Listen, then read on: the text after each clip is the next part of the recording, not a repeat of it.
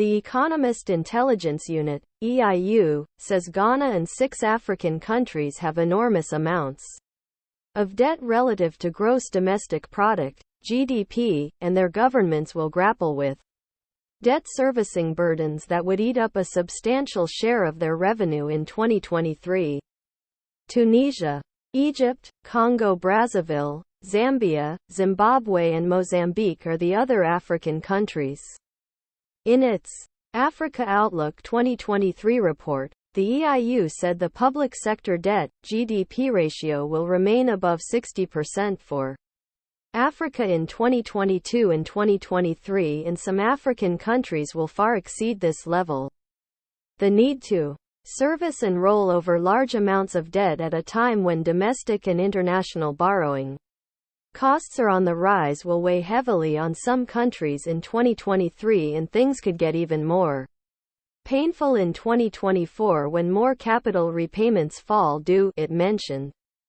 African governments have ramped up their borrowing, domestically and internationally, and public sector debt ratios, relative to GDP, have pushed back towards the highs, last seen in the early 2000s just before the enormous debt restructuring of 2005, implemented under the umbrella of the Heavily Indebted Poor Countries, HIPC, initiative, it explained. The EIU also said more African states will head towards external debt distress in 2023 and 2024. African states are required to repay about $75 billion United States dollars of external borrowing, medium and long-term capital repayments that fall due in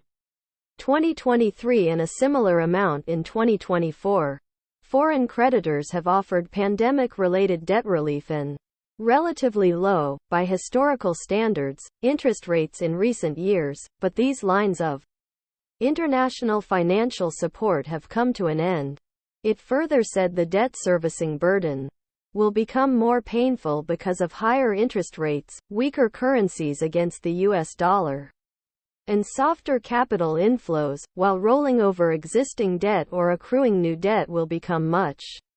more of a challenge. Already, it added, many African states have found it difficult to issue new Eurobonds in 2022, and yields in secondary markets, which indicate where future refinancing costs are headed, have risen sharply. A widespread external debt crisis across the continent seems